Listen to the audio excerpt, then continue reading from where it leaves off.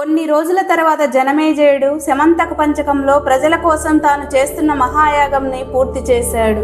తరువాత తన రాజధానికి వెళ్లి జీవించసాగాడు. అంతలో శరమ ఇచ్చిన శాపం అతనికి గుర్తుకు వచ్చింది. ఆ శాపం వలన ఏ విధమైన ఆపదలు వస్తాయో తెలియక మళ్లీ శాంతి చేసి ఆ పాపానికి ప్రాయశ్చిత్తం చేసుకోవాలని నిర్ణయించుకుంటాడు. అందుకోసం పండితులను పిలిపించి అన్నదానం చేయించాడు. అలా చేస్తుండగా శృతస్రవసుడు అనే మునిని కలుసుకుంటాడు. ఆయనకు నమస్కరించి ఇలా అంటాడు, స్వామి, మీ కుమారుడు సోమశ్రవసువును నా దగ్గర పురోహితుడిగా పంపండి అని. దానికి ఆ ముని ఒప్పుకుంటాడు. అలా జనమేజయుడు సోమశ్రవసువును తన పురోహితుడిగా చేసుకున్నాడు. ఆయన చెప్పినట్లు జనమేజయుడు చాలా మంచి పనులు పుణ్యకార్యాలు చేశాడు. ఒకరోజు జనమేజయుడు యజ్ఞం చేస్తుండగా అంతలో అక్కడికి పైలుడి శిష్యుడైన ఉదంకుడు వచ్చాడు. ఇక్కడ ఉదంకుడు అంటే శ్రేష్టమైన వాడు అని అర్థం. ఉదంకుడికి గురుభక్తి చాలా ఎక్కువ.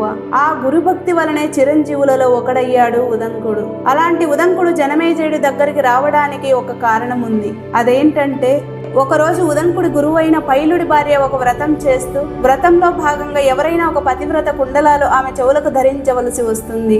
దాంతో ఉదంకుడిని పిలిచి ఇక్ష్వాకు వంశ రాజైన పౌష్య మహారాజు భార్య మహాపతివ్రత ఆమె దగ్గర ఉన్న కుండలాలు తీసుకురమ్మని పంపింది. అప్పుడు ఉదంకుడు హుటాహుటిన కాలినడకన బయలుదేరాడు. అలా వెళ్తున్న సమయంలో ఉదంకుడికి తెల్లని వస్త్రం ధరించిన ఒక మహాపురుషుడు చేతిలో కర్రను పట్టుకొని కైలాస పర్వతం లాంటి ఒక తెల్లటి ఎద్దుపైన కూర్చొని ఎదురుగా వచ్చాడు. అతనికి వినయంగా నమస్కరించాడు ఉదంకుడు. అప్పుడు మహాపురుషుడు, నాయన, నీ పనులు ఏ ఆటంకాలు లేకుండా జరగాలంటే ఈ ఎద్దు వేసిన గోమయం తినమంటాడు. తనను ఒక గురువుగా భావించి గోమయాన్ని తింటాడు ఉదంకుడు.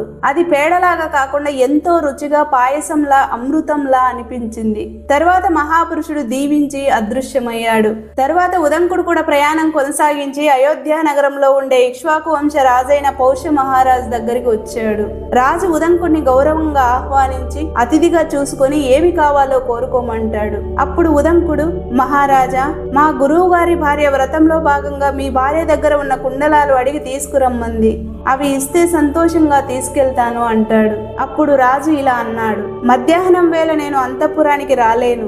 మా పరిచారకులు నిన్ను తీసుకెళ్తారు, వెళ్ళి అడగండి, ఆమె ఇస్తుంది అని పంపిస్తాడు. అప్పుడు ఉదంకుడు పరిచారకుల సాయంతో మహారాణి అంతఃపురానికి వెళ్తాడు. కానీ అక్కడ పౌష్య మహారాణి కనపడదు. కేవలం ఆమె కూర్చునే కుర్చీ మాత్రమే కనిపిస్తుంది.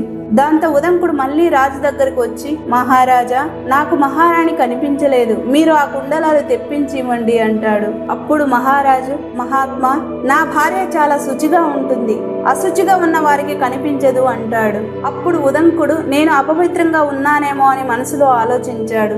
ఆ ఆలోచనలోనే దారి మధ్యలో గోమయం తిన్న విషయం గుర్తుకొస్తుంది. అందుకే నాకు మహారాణి కనిపించలేదేమో అనుకున్నాడు. వెంటనే ఉదంకుడు శుభ్రంగా స్నానం చేసి ఆచమనం చేసి శుచిగా మారి పౌష్య మహారాణి దగ్గరకు వెళ్ళాడు. ఈసారి మహారాణి అతనికి కనిపించింది. అప్పుడు ఉదంకుడు, ఏమి ఈ పాతివ్రత్యం? అందుకే కాబోలు మా గురువు గారి భార్య నన్ను ఈమె దగ్గరికి పంపింది అని మనసులో అనుకొని మహారాణికి వినయంగా నమస్కరించాడు. తర్వాత ఆమె దగ్గర ఉన్న కుండలాలను అడిగాడు. Friends, follow the next wonderful video.